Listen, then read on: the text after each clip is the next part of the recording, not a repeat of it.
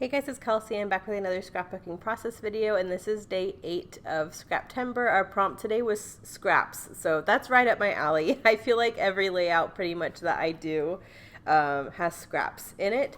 So for this one, I decided to use the sweet little mushroom paper and this green paper that I have scraps of from this month. I have 2 photos from when my mom and I took Bennett to the safari. This is a separate time that we went. I know I've scrapbooked going to the safari several times because it's one of Bennett's favorite things to do. And I think I scrapbooked it for Avery's book, but I haven't scrapped it for me yet. So I just have a couple pictures here. This green paper wasn't big enough to map both of these 4x6s, so I glued the 2 scraps together to form a bigger scrap, and then that's what I trimmed into my mat. And I'm just going to glue my photos down to that. I even gutted the middle of that. I think the tone-on-tone green is such a vital paper this month because there's so many multicolored pattern papers in this paper pad. This more neutral green, I'm like salvaging with everything in me because I just feel like on some of these pages I just need that more solid green color. So that's why I gutted that, and that's basically how I formed the mat around my photos with 2 separate scraps. And then now I'm using this big mushroom scrap from a previous layout. I love this pattern, so I'm trying to figure out a way to show off the pattern where you can see it, but it's not covering up like too much. My only 12 by 12 obviously is this background, so I'm going to gut a massive chunk of this too, since I have that big mushroom paper to kind of go over the top of it. But that's the only full sheet I'm using is for the actual background. Everything else on this layout, paper-wise, is scraps, which I really love. I love to work with scraps. And I think it makes my design process go so much faster because I kind of just embrace the size of the scraps that they are. So you can see that massive chunk I saved from the background. Now I'm going to back this in some black.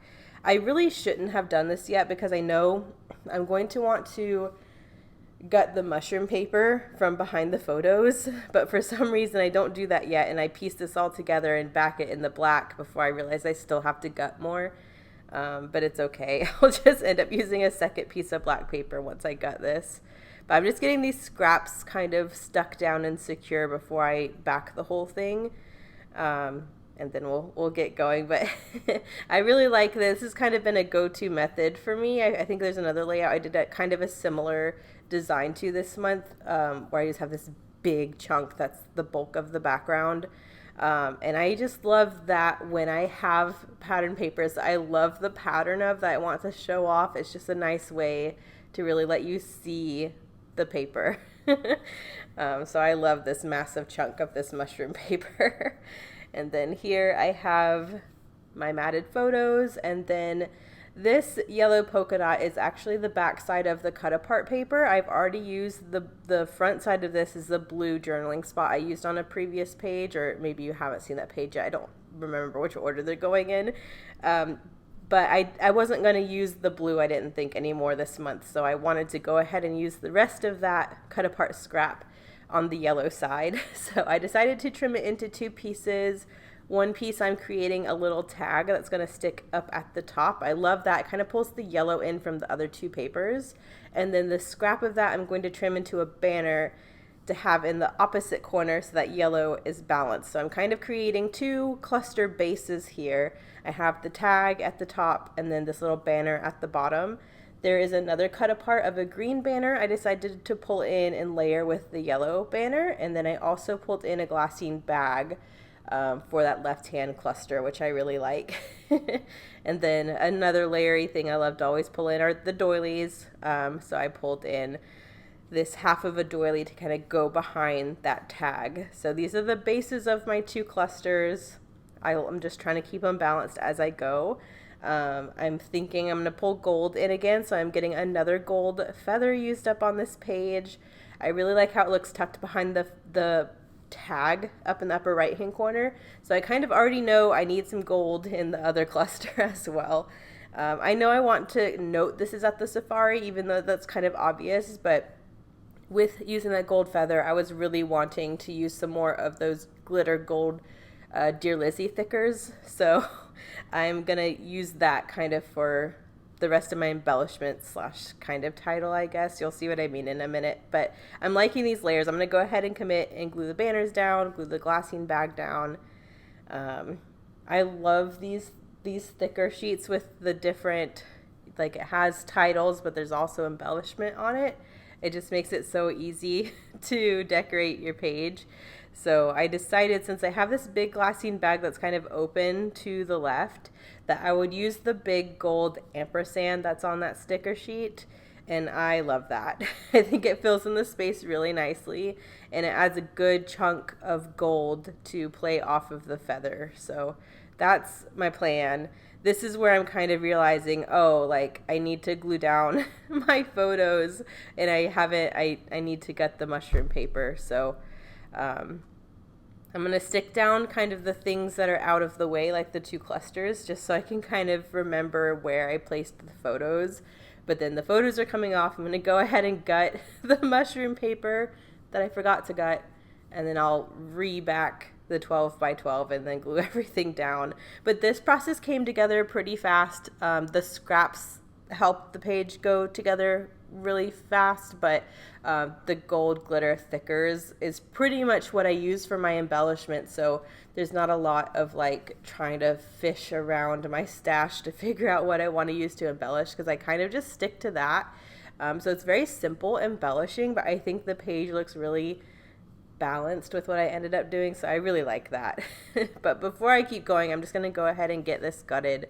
I love this little mushroom paper, so I was not about to not salvage it. So I just marked the corners of where my photo sits, and I'm using those as a guide to gut the mushroom paper. So I'm just trying to work around what I've already glued down. I kind of run into an issue at the top here because the feather is actually in the way, so I just pull it off again for a second so I can get that. And the doily was kind of in the way, but I just kind of work around it. My life would be a lot easier if I didn't gut, but I just can't not gut. I feel like I get so much more bang for my buck when I have these scraps that I can pull forward into other layers and layouts and stuff, and I can't not do it. I'm sorry. So I'm going to re-stick down this little cluster. We'll re-back the background, and then I'll get back to it. I'm loving how this is looking. And this construction paper, it's really thin. It's really cheap. It's not like something I would use to map my photos and stuff. It's just that the paper that comes preloaded in page protectors, that's really cheap, and I don't want to waste that either. So this is what I have a use for. I mean, I have hundreds of those black papers, so that's why it does not bother me to waste that paper this way. I'd rather salvage the nice, pretty patterned paper. So there's that. Got this glued back down. There's the gold ampersand, which I think is so cute. And now I'm going to thread the tag with some gold and white twine, trim that up a little bit, and then it's just going to be playing around with embellishment. I do want to have safari on here, so I am pulling in these little gold and white tile alphas from Freckled Fawn. I'm just going to spell out safari in the lower right hand corner just to create a visual triangle with the gold. I have the gold in the upper right hand corner, the upper left, or the lower left hand corner. I'm okay with the upper left hand corner being kind of open and empty because I have all this other stuff going on. But with this title in the lower right hand corner, it really gives me an opportunity to form a visual triangle with my embellishment. So I'm going to have the little safari in this corner, and then I'll go back to the thicker sheet. There's several like hexagon clusters that I thought would be really cute. They give you 3 different clusters of 2 different sized hexagons, and I just thought it would be nice to use those to create my visual triangle and to finish out my embellishment. So there's a cluster going down by the title, one up by the tag, one over by the ampersand, and I just think that looks so cute, and it was so easy. I love that as the finishing touch. So I'm gonna put my alphas away and do some Heidi Swap Gold color shine in a couple areas, and then I just wanted a little extra bit. I felt like I just wanted another layer, so I just took a scrap piece of white, tore it, and now I'm cutting it to size, and I'm just going to have this white torn edge on the left.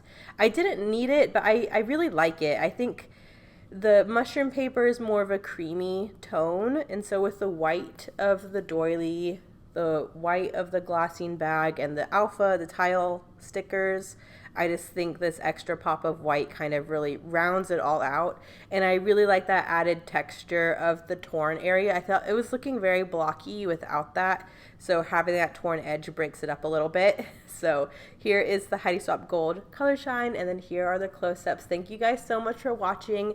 Make sure you check the Scraptember playlist for everyone playing along today, and the rest of the month there's prompts every single day. Thank you guys so much for watching. I'll see you in the next one. Bye.